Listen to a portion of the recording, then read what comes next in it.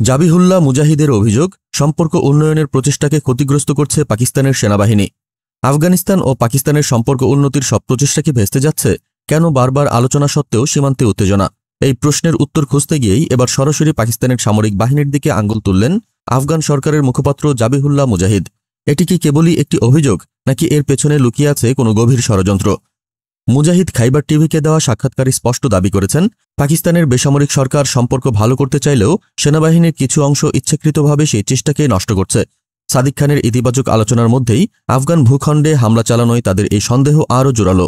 তিনি মনে করিয়ে দেন, সাবেক প্রধানমন্ত্রী ইমরান খানের আমলে সম্পর্ক ও বাণিজ্য অনেক মসৃণ ছিল।